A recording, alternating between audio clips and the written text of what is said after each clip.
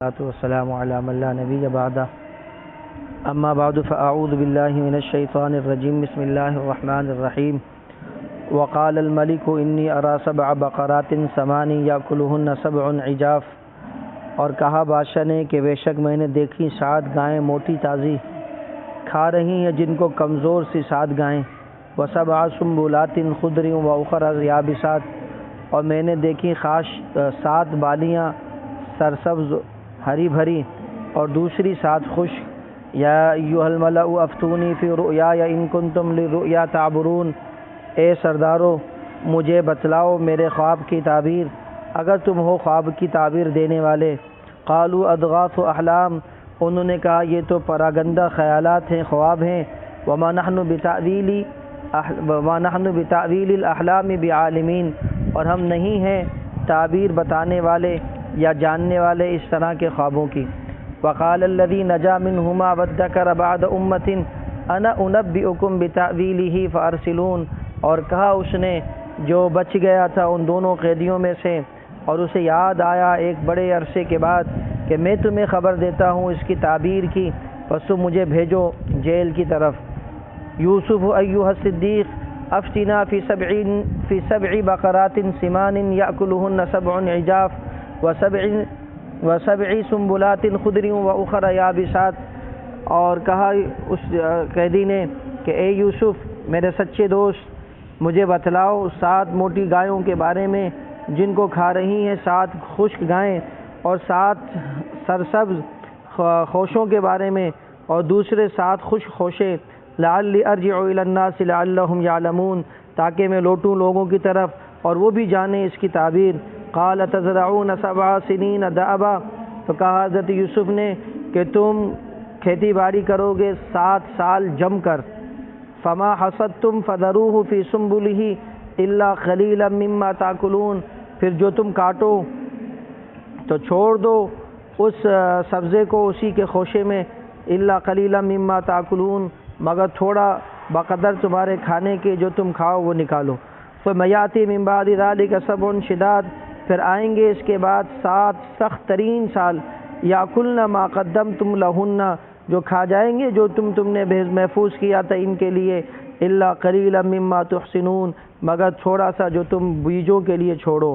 ثم یأتی من بعد ذلک عام فیہ یغاث الناس، پھر آئے گا اس کے بعد ایک ایسا سال جس میں خوب برسات ہوگی لوگوں پر، وفیہ یعصرون، اور اس میں خوب تم جو ہے نا نچوڑو گے۔ وقال الملک اتونی بہ، اور کہا بادشاہ نے لے آؤ میرے پاس اس شخص کو۔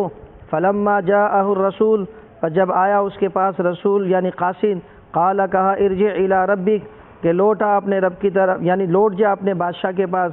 فاسألہ ما بال النسوۃ اللاتی قطعن ایدیہن، اور پوچھ ان سے کہ کیا حال تھا ان عورتوں کا جنہوں نے اپنے ہاتھ کاٹے تھے، ان کا معاملہ کیا ہے۔ ان ربی بکیدہن علیم، بے شک میرا مولا میرا رب ان کے مکر کو جاننے والا ہے۔ صدق اللہ النبی الکریم وعلی آل ابراہیم انک حمید مجید۔ اللہم بارک علی محمد وعلی آل محمد کما بارکت علی ابراہیم وعلی آل ابراہیم انک حمید مجید۔ سورہ یوسف پارہ نمبر 12 آیت نمبر 43 سے 50 تک آپ نے سماعت کی۔ ترجمے کے ساتھ اللہ ہمیں سمجھنے عمل کرنے کی توفیق نصیب فرمائے۔ یہ واقعہ چل رہا حضرت یوسف علیہ السلام کا۔ یہود نے پوچھا تھا کہ آل یعقوب مصر فلسطین سے کس طرح منتقل ہوئے، تو اللہ تعالیٰ نے اس کے جواب کے لیے پوری سورہ یوسف اتاری۔ اس میں تفصیل کے ساتھ حضرت یوسف علیہ السلام کا پورا واقعہ بچپن سے لے کر اور مصر کے منتقل ہونے کے بعد تک کا ذکر کیا ہے۔ کئی مراحل آپ نے پہلے درس میں سماعت کیے ہیں، آج مختصراً صرف یہ جو آج ہم نے پڑھا اس کو سماعت فرما لیں۔ گزشتہ سبق میں آپ نے پڑھا تھا حضرت یوسف علیہ السلام کی پاک دامنی کے باوجود بادشاہ وقت نے مصلحت اس کے اندر سمجھی کہ یوسف کو کچھ عرصے کے لیے جیل میں ڈال دیا جائے۔ چنانچہ آپ جیل میں تھے، 2 ساتھی اور بھی قیدی بن کر آئے، خواب دیکھا، یوسف سے تعبیر پوچھی۔ حضرت یوسف علیہ السلام نے تعبیر بتلائی کہ تم میں سے ایک بچ جائے گا اور ایک بادشاہ کو زہر دینے کی پاداش میں سولی پہ لٹکا جائے گا۔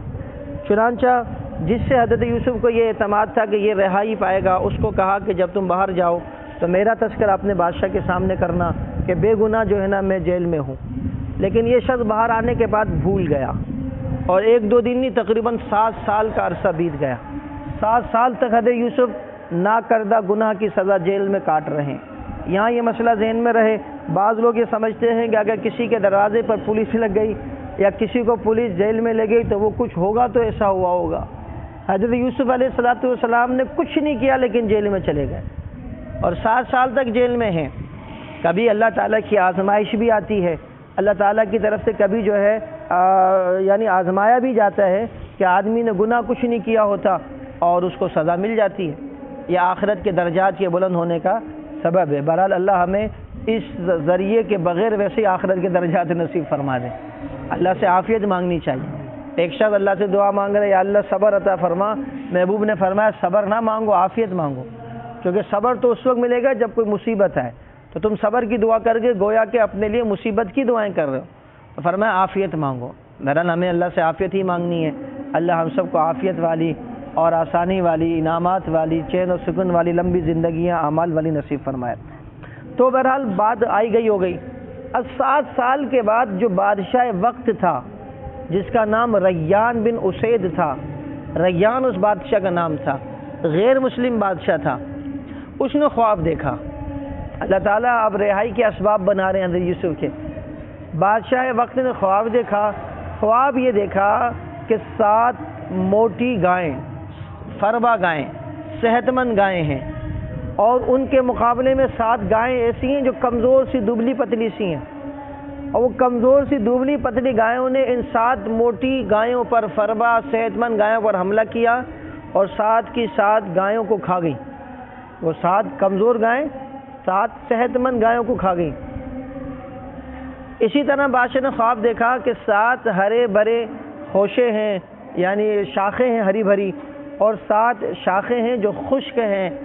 سمجھ بات نہیں آ رہی ہے؟ تو اس نے یہ خواب دیکھا بادشاہ وقت نے، ریان نے۔ اس کے بعد دوسرے دن صبح ہوئی، دربار میں آیا تو اپنے درباریوں کو کہا کہ بھائی میں نے ایسا ایسا خواب دیکھا ہے، مجھے اس خواب کی تعبیر بتلاؤ۔ یہ موٹی تازہ گائیں، فربا گائیں، صحت مند گائیں کمزور گائیں کھا رہی ہیں ان کو، حالانکہ ہونا تو چاہیے کمزور گایوں کو صحت مند گائیں مات دے دیتی۔ اسی طرح ہری بھری شاخوں کو کمزور شاخوں نے نقصان پہنچایا، کھا گئیں، تو اس کی تعبیر دو۔ تو اب وہ جو وہاں کے وزیر تھے انہوں نے کہا یہ تو ایسے ہی خیالات ہیں، دن بھر آپ نے کچھ سوچا ہوگا، رات کو نظر آ گیا، اضغاث و احلام، یہ تو پراگندہ ایک خیالات ہیں، اس کی کوئی حقیقت نہیں ہے۔ وما نحن بتاویل الاحلام وما نحن بتاویل هذه الاحلام بعالمین، یعنی ہم وما نحن بتاویل الاحلام بعالمین، ہم ان خوابوں کی تعبیر نہیں جانتے، تو بیکار سے خواب ہیں۔ اب ظاہر سی بات ہے اللہ پاک نے تو اسباب بنانے تھے یوسف کے رہائی کے، تو تعبیر دینے والے سارے کے سارے اس تعبیر سے عاجز آ گئے۔ سب نے کہا کہ بھئی یہ کوئی خاص خواب نہیں ہے، تو خیالات ہیں، اس کی کوئی تعبیر نہیں ہوتی۔ تو اب وہی آدمی جو یوسف علیہ السلام کے ساتھ جیل میں گیا تھا اور حضرت یوسف نے کہا تھا کہ تو رہا ہو تو بادشاہ کو میرا بارے میں یاد دلانا، وَذَّكَرَ مِن بَعْدِ أُمَّةٍ، اب ایک لمبے عرصے کے بعد اس کو اس کو ذہن میں آیا، ارے یوسف تو جیل میں ہو، تو وہ تعبیر تو بہت اچھی دیتا ہے، لیکن ارے وہ تو جیل میں ہے اور میں نے تو اس کے بارے میں تذکرہ بھی نہیں کیا بادشاہ وقت کو۔ اب وہ آیا کہ بادشاہ سلامت اس کی تعبیر میں دے سکتا ہوں، لیکن اس کے لیے مجھے آپ نے جیل بھیجنا ہوگا۔ جیل میں کیوں؟ کہ جیل میں ایک شخص ہے جس کا نام یوسف ہے، بڑا بزرگ ہے، بڑا نیک ہے، اور خواب کی تعبیر بہت اچھی دیتا ہے۔ میں جب جیل میں تھا تو میں نے بھی خواب دیکھا تھا، مجھے اس نے تعبیر دی تھی کہ تم رہا ہوگے، تو میں رہا ہو گیا۔ آپ مجھے جیل بھیجیں، انتظام کریں، مجھے اجازت ہو کہ میں جیل تک جاؤں۔ ایسی بات ہے ہر آدمی جیل میں نہیں جا سکتا، اب یہاں سینٹرل جیل ہے، ہم آپ سارے تو نہیں جا سکتے، اپنے پیارے بھی کسی کے ہوتے ہیں تو وہ پابند ہوتے ہیں اوقات میں ملنے کے، لیکن بادشاہ کو تو اپنے خواب کی تعبیر چاہیے تھی، بادشاہ تھا، اس نے بولا ٹھیک ہے انتظام کیا جائے اور اس کو جیل جانے دیا جائے۔ اب یہ شخص جو تھا یہ جیل میں آیا، حضرت یوسف سے ملاقات ہوئی تو اس نے کہا یوسف ایھا الصدیق، اے یوسف میرے سچے دوست۔ اب ظاہر سی بات ہے اس کو پتا ہے کہ آگے سے سوال ہو سکتا ہے، یار 7 سال بڑی دیر کر دی یار تم نے، تو اس نے پہلے سے کہا یوسف میرے سچے دوست، یعنی پہلے سے ایسا محبت والا انداز لیا کہ آگے والا کوئی ریئیکشن ہی نہ دے۔ اس لیے ہم کہتے ہیں کہ بھائی سلام کو عام کرو، سلام چیز ایسی ہے کہ آگے والا مجبور ہو جاتا ہے نرمی کرنے پر، مجھے کتنے ساتھی کہتے ہیں کہ جی فلاں پولیس نے روک لیا، اس نے روک لیا، اس نے روک لیا ہیں موٹر سائیکل چلاتے ہوئے. الحمدللہ 15-16 سال سے موٹر سائیکل چلا رہے ہیں.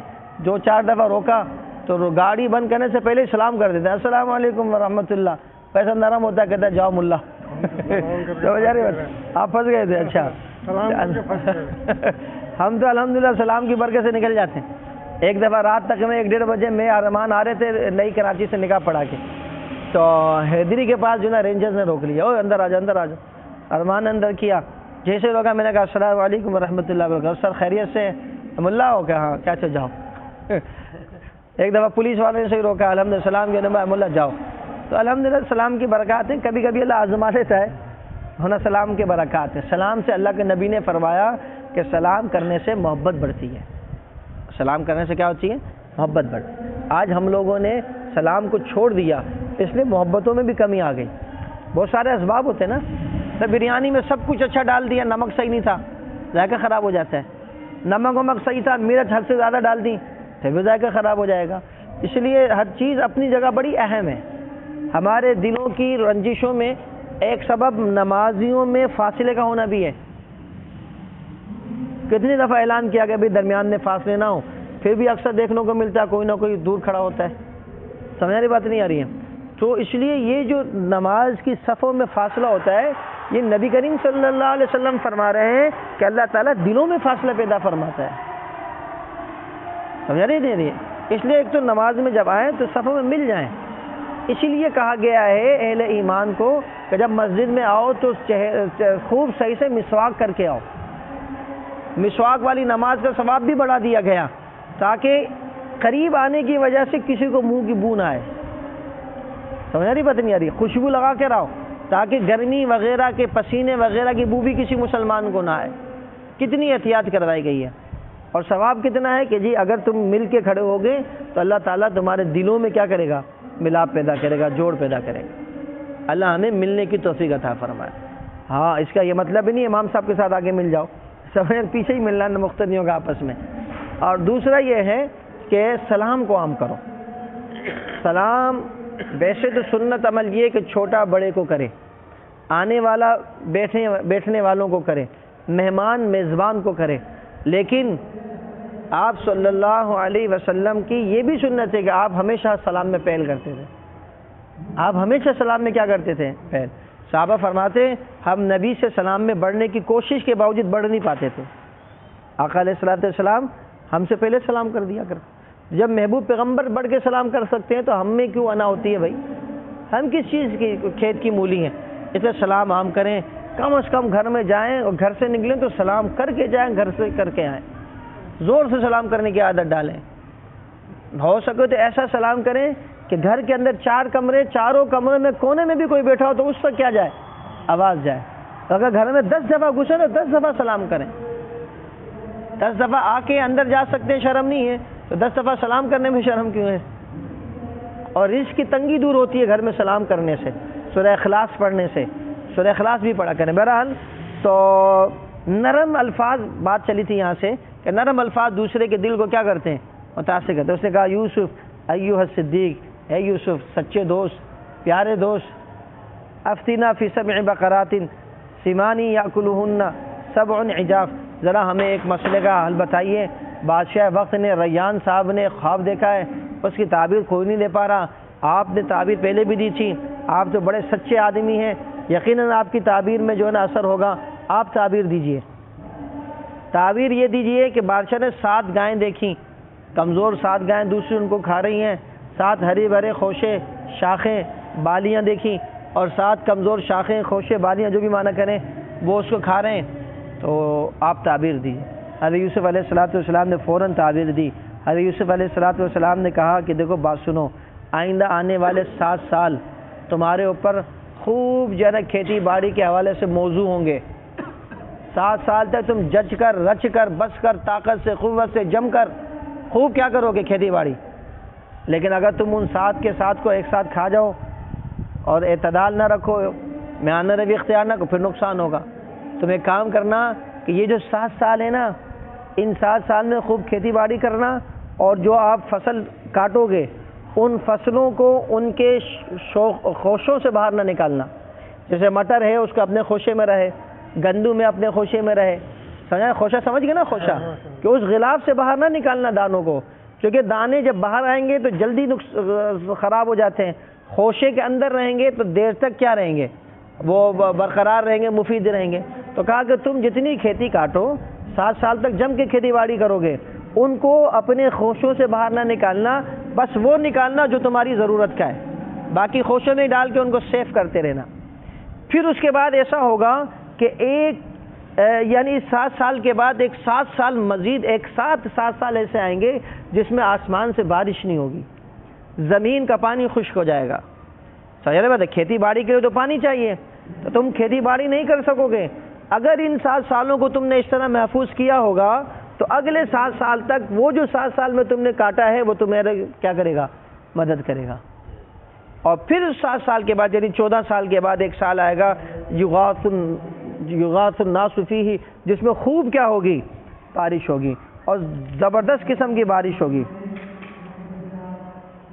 یغاث الناس وفی یعصرون، یعنی لوگوں کے اوپر برسات ہوگی، اس میں خوب جنا کھیتی باڑی جج کے کرنا. تو اس نے خواب کی تعبیر سنی، بولا واقعی یہ تعبیر تو معقول معلوم ہو رہی ہے. اس نے آ کے بادشاہ وقت کی تعبیر بتائی. اب اس سے پہلے یہ سنیں کہ اسی قیدی نے، اس سے پہلے آپ نے سنا تھا کہ خواب دیکھا تھا دوسرے قیدی کے ساتھ. حضرت یوسف علیہ السلام سے تعبیر پوچھی. حضرت یوسف نے پہلے توحید کی بات بتلائی، پہلے وحدانیت کی طرف بلایا، پھر خواب کی تعبیر بتلائی. اور یہاں پہ جب اس نے خواب دیکھا، یوسف نے اپنے بارے میں بھی نہیں کہا کہ 7 سال سے میں یہاں سڑ رہا ہوں، یار تو نے کیوں نہیں تذکرہ کیا بادشاہ کو. یوسف علیہ السلام نے کچھ اور بات بھی نہیں کی، فوراً تعبیر بتلائی. علماء نے لکھا، اس کی وجہ بتلائی کہ وہاں پر جو پہلے تعبیر سے پہلے توحید کی دعوت دی تھی اس میں بھی ان کا فائدہ تھا. بھئی وہ تو ویسے ہی جیل میں ہے، تعبیر فوراً ملنے کے بعد بھی رہائی تو نہیں تھی، لیکن دین کی بات منتقل، اس وقت وہ طلب کے ساتھ بیٹھے ہوئے تھے، دین کی بات اس وقت اثر انداز ہونی تھی ان کے اوپر، اس لیے پہلے دین اور توحید کی دعوت ان کو دی، بعد میں خواب کی تعبیر بتلائی. اور یہاں پہ چونکہ پوری امت کا مسئلہ تھا، بادشاہ وقت کا مسئلہ نہیں تھا صرف، بلکہ کیا تھا؟ پوری امت کا مسئلہ تھا کہ اگر اس پر عمل درآمد نہ کیا جائے، اور اگر 7 سالوں تک جج کے نکال بھی رہے ہیں، جج کے کھا بھی رہے ہیں، لوٹا بھی رہے ہیں، فضول خرچیاں بھی کر رہے ہیں، تو پھر آگے 7 سال امت کے لیے بڑا مسئلہ تھا. اور نبی امت پر شفیق ہوتا ہے، اس لیے نبی نے اپنا کوئی تذکرہ نہیں کیا، ڈائریکٹ خواب کی تعبیر بتائی تاکہ ابھی سے اس کے بارے میں کیا بنائے جائیں؟ منصوبے بنائے جائیں. سمجھ آ رہی بات نہیں آ رہی؟ اور وہ آیا اور اس وقت اس نے وزیر نے آ کر بادشاہ کو، بلکہ وہ باورچی تھا بادشاہ کا، اس نے آ کے تعبیر بتائی. تو بادشاہ کو بھی یہ تعبیر کیا ہوئی؟ سمجھ میں آئی. لیکن اس نے ایک دم سوچا یار اتنا اچھا آدمی یہ جیل میں کیا کر رہا ہے؟ کس جرم میں جیل میں بھائی ہے؟ سمجھ بات نہیں آ رہی ہے؟ تو اب بادشاہ نے پوچھا، بلکہ بادشاہ نے کہا کہ جاؤ اسی وزیر کو، اسی باورچی کو کہا کہ تم جاؤ اور یوسف کو نکال کے باہر لاؤ، اس قیدی کو لے کر آؤ. آرڈر جاری کر دیے. اب جب یہ وہاں پہنچا حضرت یوسف علیہ السلام کے پاس، حضرت یوسف علیہ السلام نے کہا کہ تم واپس اپنے بادشاہ کے پاس جاؤ، میں جیل سے باہر نہیں آؤں گا، میں جیل سے باہر نہیں آؤں گا جب تک کہ بادشاہ وقت وہ واقعے کی تحقیق نہ کر لے کہ جس واقعے میں کچھ عورتوں نے اپنی انگلیاں کیا کی تھیں؟ کاٹی تھیں. جا کے پوچھو، بادشاہ کو کہو کہ معلوم کرو کہ یہ عورتوں کا مسئلہ کیا ہے. اب مسئلہ عورتوں کا نہیں تھا، مسئلہ تو کس کا تھا؟ حضرت یوسف علیہ السلام کا خود کا تھا نا، زلیخا کے ساتھ. لیکن وہ عورتوں نے انگلیاں کاٹی تھیں. حضرت یوسف علیہ السلام نے یہ بات اس لیے کی تاکہ عورتوں کے ذریعے ہی مسئلے کی کیا ہو؟ وضاحت ہو. ایک تو یہ بھی ہو سکتا ہے نا بادشاہ وقت ویٹو پاور استعمال کرے اور کہ جی میں نے آپ کی سزا معاف کی، آپ آ جاؤ. یوسف علیہ السلام نے کہا نہیں، ایسے تو پھر لوگوں کی نگاہوں میں مشکوک رہوں گا، لوگ بنیں گے بادشاہ کی تعبیر بتلائی تھی اس لیے کیا کر دیا گیا؟ باہر آ گیا. انگلی اٹھانے والے پھر بھی انگلی اٹھائیں گے. حضرت یوسف علیہ السلام جانتے تھے اللہ تبارک و تعالیٰ آسانیاں فرمائیں گے، اس لیے حضرت یوسف علیہ السلام نے کہا کہ پہلے صفائی ہو جائے. اس لیے جو منصب والے حضرات ہوتے ہیں، میں نے شروع میں بھی یہ بات بتلائی تھی، جو منصب والے حضرات ہوتے ہیں ان کے ذمے ہے کہ وہ اپنے اوپر لگنے والے الزام کی صفائی کریں. سمجھ رہے بتائیں، کیونکہ ان کا تو ایک منصب ہے نا، جس منصب پہ وہ ہیں پھر لوگ اس منصب پہ اعتماد ہی نہیں کریں گے. جب آدمی، اب مثال کے طور پر ایس ایچ او ہمارے علاقے میں آ رہا ہے اور اس پہ اعتماد نہ ہو کہ چور نہیں ہے اور یہ ہو کہ یہ خود چور ہے، تو کہاں سے لوگ اس ایس ایچ او پہ اعتماد کریں گے؟ جیسا آج کل وزیر اعظم پہ وہ لوگ اعتماد ہی نہیں کر رہے کہ یہ چور ہے، یہ فلاں ہے، یہ فلاں ہے. تو منصب والا آدمی، اس کے اوپر لگنے والے الزام جو اس کے اس منصب کو نقصان پہنچائے، جو اس کے اس منصب کو کیا پہنچائیں، اس کی صفائی دینی چاہیے. اس کی کیا دینی چاہیے؟ صفائی دینی. ہر جگہ خاموش نہیں رہنا چاہیے. حضرت یوسف علیہ السلام نے کہا کہ نہیں، پہلے میری صفائی ہو. اور وہ صفائی کیسے ہو؟ وہ عورتوں سے پوچھو مسئلہ کیا ہے. تو اب انہوں نے آ کر حضرت یوسف علیہ السلام کا پیغام پھر بتایا. آ گیا تھا، تعبیر بتائی، پھر گیا. یوسف نے کہا نہیں، میں ایسے نہیں جاؤں گا، پہلے بادشاہ کو یہ صفائی پیش کرے، عورتوں سے پوچھے مسئلہ کیا ہے. اب بادشاہ نے عورتوں کو بلایا، وہ واقعہ ہم آگے پڑھیں گے. بہرحال یہاں پہ اتنی سی بات ہے کہ حضرت یوسف علیہ السلام کے اس واقعے کو بیان کرتے ہوئے جناب نبی کریم صلی اللہ علیہ وسلم نے فرمایا کہ یوسف بڑا صبر والا تھا. یوسف بڑا صبر والا. اگر میں یوسف کی جگہ ہوتا تو فوراً باہر آ جاتا. اللہ کے پاک پیغمبر فرما رہے ہیں، حالانکہ ہمارے پیغمبر تو صابروں کے بھی امام ہیں، لیکن حضرت یوسف علیہ السلام کی حوصلہ افزائی فرمائی ہے. آج ہمارا حال یہ ہے کہ ہم 4 نماز پڑھ لیتے ہیں تو ہم کہتے ہیں ہم سے بڑا کوئی مسلمان ہی نہیں ہے یا نہیں ہے میرے دوست؟ ہم کہتے ہیں بس ہماری تو جنت ٹھیکیدار تھے، پوری جنت جو ہے نا مولوی دنان کے پاس ہے. بس ایسا نہیں ہے میرے دوستو. اپنے اعمال پر اللہ توفیق دے دے، اس پر اللہ کا شکر ادا کرے، لیکن دوسروں کو حقیر نہ سمجھو. کچھ نہیں بتا، زندگی کے بہت سے سانس باقی ہیں، اللہ اس کو توبہ کی توفیق دے دے اور ہمیں کسی گناہ میں لگا دے. اس لیے کسی کے گناہ کی وجہ سے اس کو حقیر نہیں سمجھنا چاہیے. اس کو اس گناہ سے بچانے کی کوششیں تو ہوں، اس کو اس گناہ سے باہر لانے کے لیے منصوبے تو ہوں، لیکن اس کو حقیر نہ سمجھو. اللہ ہمیں یہ صفت نصیب فرما دے. صحابہ کرام رضوان اللہ علیہ اجمعین کے اندر یہ صفت تھی، حالانکہ وہ حق بیان کرنے میں بہت مضبوط تھے. ہم تو کمپرومائز کر لیتے نا حالات سے، صحابہ حالات سے کمپرومائز، لیکن ان کی نیتیں کیا ہوتی تھی؟ یہ ہوتی تھی کہ سامنے والا اچھا آدمی ہے، وہ اس کی حقارت دل میں نہیں رکھتے تھے، برائی کو برائی جانتے تھے. آج ہمیں بھی اللہ برائی کو برائی کی سمجھنے کی توفیق نصیب فرمائے. سمجھ رہی بات نہیں؟ اور دوسرا یہ ہے کہ اپنے اعمال پر اللہ تعالیٰ سے قبولیت مانگنی چاہیے کہ اللہ ہم نماز پڑھتے ہیں کہ اللہ تو جمعے کی توفیق دیتا ہے، اللہ تیرا شکر ہے. بعض لوگ کہتے ہیں جمعہ عام نماز نہیں پڑھتے، جمعے کا کیا فائدہ؟ غلط جملے ہیں بھائی. عام نماز نہیں پڑھتے، جمعے کا کیا فائدہ؟ ابھی میں ایک جگہ بیٹھا ہوا تھا، وہاں بات چلی، ابھی بیان تھا ایک جگہ، تو وہاں پہ ایک مولوی صاحب سے بیٹھ کے کھانے پہ بات ہو رہی تھی. انہوں نے کہا کہ بھائی پروگرام تو مجھے اچھا لگتا ہے کہ جلدی ختم ہو جائے. میں نے کہا کہ دن کا پروگرام جلدی ختم ہو یہ اچھا ہوتا ہے، رات کا پروگرام دیر سے ختم ہو یہ اچھا ہوتا ہے. کیا نہیں مولوی صاحب، رات کے پروگرام بھی جلدی. میں نے کہا دیکھو بات سنو، کراچی کے اندر عموماً عام رواج ہے 12-1 بجے سونے کا. آپ 10 بجے بھی پروگرام اپنا سمیٹیں گے تو یہ بعد جا کے 2 گھنٹے 3 گھنٹے ابھی بھی کیا کریں گے؟ جاگیں گے نا. تو میں نے کہا کتنا اچھا ہوگا کہ وہ 3 گھنٹے اور ہم مسجد میں بٹھا کر کل قیامت کے دن جب اعمال نامہ ان کا نکلے گا تو اس اعمال نامے کے اندر 3 گھنٹے کے گناہ نہیں ہوں گے. ہے یا نہیں ہے میرا دوست؟ ہاں ایک تو یہ کہ ماحول ہے جلدی سونے کا، پھر تو کوشش یہی کرنی چاہیے کہ عشاء سے پہلے پہلے آدمی اپنے معاملات کو کیا کرے، کیونکہ آپ صلی اللہ علیہ وسلم نے بغیر ضرورت کے عشاء کے بعد جاگنے سے منع فرمایا، بغیر ضرورت کے عشاء کے بعد جاگنے سے منع فرمایا. لیکن اب ہمارے ماحول اللہ معاف فرمائے، اس لیے میں یہ جملے بھی نہیں کہتا کہ اگر جناب عالی فجر کی نماز نہیں پڑھی تو رات بھر تمہارا بیٹھنے کا کوئی فائدہ نہیں. یہ جملہ بھی نہیں کہتا. کیوں؟ اس لیے کہ یہ لوگ فجر ویسے ہی نہیں پڑھتے. نہیں سمجھے رہے بات؟ جو لوگ فجر پڑھتے ہیں اور رات کے پروگرام کی وجہ سے ان کی فجر کیا ہو رہی ہے؟ متاثر ہو رہی ہے، اور پھر فجر میں نہیں آ رہے، تب بیکار ہے. ایک آدمی فجر ویسے ہی نہیں پڑھ رہا تو وہی بات ہوگی اعمال نامے کے اندر 4 گھنٹے کے گناہ تو نہیں ہوں گے نا یار. اس لیے دل شکنی نہیں کیا کریں، کسی کی دل شکنی، حوصلہ افزائی ہو. ارے ماشاءاللہ آپ 4 گھنٹے تک جاگ رہے تھے، کتنا ہی اچھا ہوتا، 2 گھنٹے اور جاگ کے فجر پڑھ کے ہی سو جاتے ہیں. تو دیکھو کتنا وزن آ جائے گا بات کے اندر. میں نے ایک مولوی صاحب کو سنا، ٹیلی ویژن میں تھے، وہ کلپ آیا تھا. انہوں نے کہا کہ میزبان نے مہمان کو، 2 مہمان آئے، ان کو چائے پیش کی آدھا کپ. ایک مہمان نے کہا کہ آدھا کپ خالی ہے، ایک مہمان نے کہا آدھا کپ، اور دوسرے مہمان نے کہا ماشاءاللہ آدھا بھرا ہوا ہے. اب دونوں کی بات کیا ہے؟ ایک ہی ہے نا. آدھا خالی ہے، دوسرے کا آدھا، لیکن آدھا خالی ہے کا جملہ میزبان کے لیے تھوڑا سا کمزور جملہ ہے، اس کی جو دل آزاری ہے، اور آدھا بھرا ہوا ہے میزبان کی کیا ہے؟ حوصلہ افزائی۔ اس لیے ہم اس بات کی کوشش کریں کہ ہم حوصلہ افزائی کریں۔ میں بازاروں میں جاتا ہوں نا، بس اوقات یا کوئی ایسے مجھے بول دیتا ہے یار داڑھی والے ایسے، لیکن ابھی داڑھی نے کیا کیا ہے؟ کم از کم کل قیامت کے دن اگر یہ کھڑا ہوگا تو اس کو جھوٹ بولنے کا گناہ ملے گا، مان لیا، دھوکہ دینے کا گناہ ملے گا، مان لیا، لیکن داڑھی رکھنے کا ثواب تو ملے گا نا اس کو۔ تو یہ کہتے ہیں اس سے تو اچھا ہے کہ داڑھی والا نہ ہو، یہ کہاں سے جملہ آ گیا بھائی؟ اس لیے اپنے ہمارے جو آج کل کے الفاظ ہیں نا، یہ الفاظ بھی لوگوں کو دین سے کیا کرتے ہیں؟ روکتے ہیں۔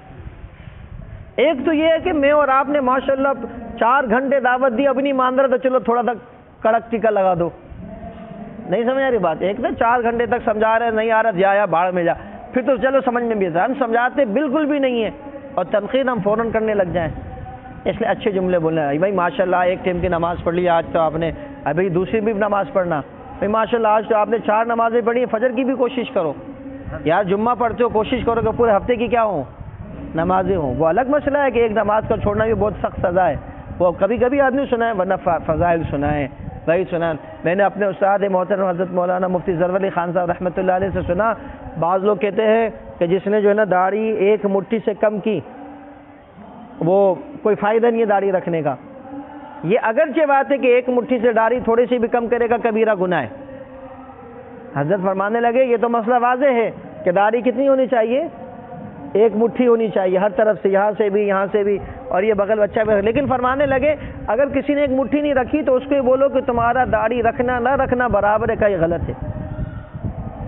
تمہارا داڑھی رکھنا نہ رکھنا برابر ہے، یہ کیا ہے؟ غلط۔ کہو اس کو حوصلہ دو، ماشاءاللہ بھائی تمہارے اوپر داڑھی اچھی لگ رہی ہے، اگر اس کو تھوڑا سا اور کیا کر دو، بڑھا دو، تو نبی پاک صلی اللہ علیہ وسلم کی سنت میں آ جاؤ گے، آقا علیہ الصلوۃ والسلام کا انعام تمہیں ملے گا۔ ہے جی، یہ کہ نہیں برابر ہے، ایسا نہیں ہے۔ پھر آدمی کیا کرتا ہے، جب برابر ہی ہے تو وہ اس کو بھی کیا کرتا ہے؟ کاٹ دیتا ہے۔ تو اس لیے یہ جملے میں نے ویسے کہے اس واقعے سے کہ ہمیں چاہیے حوصلہ افزائی ہو۔ سمجھا؟ تو حضرت یوسف علیہ الصلوۃ والسلام، کیونکہ آپ کے والد حضرت یعقوب نے بچپن میں بتایا تھا کہ تم کیا بنو گے؟ نبی بنو گے، اللہ تمہیں وراثت دے گا آل یعقوب کی۔ اس نے حضرت یوسف نے کہا کہ اس منصب پر میں بیٹھوں اور میرے اوپر عورت کی طرف سے کیا لگا ہوا ہو؟ الزام، تو یہ تو مناسب بات نہیں ہے، اس لیے الزام کی صفائی حضرت یوسف علیہ السلام نے کروائی۔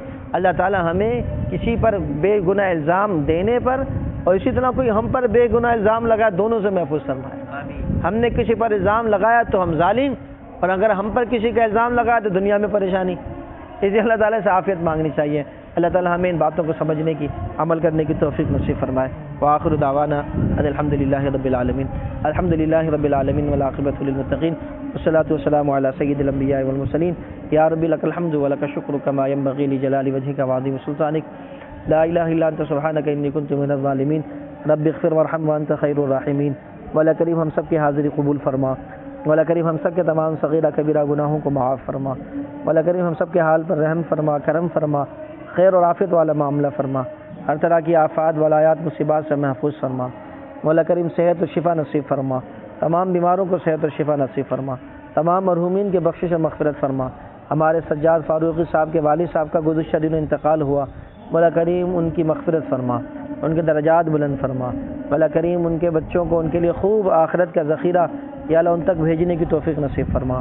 ہم سب کو یا اللہ اپنی رضا والی زندگی نصیب فرما، یا اللہ گراؤنڈ سے زیادہ مسجدوں کو آباد کرنے کی توفیق نصیب فرما۔ جزا اللہ عنا محمدا صلی اللہ علیہ وسلم معہ واہلہ، وصلی اللہ علی النبی الکریم وعلی آلہ واصحابہ اجمعین، آمین برحمتک یا ارحم۔ جزاکم اللہ۔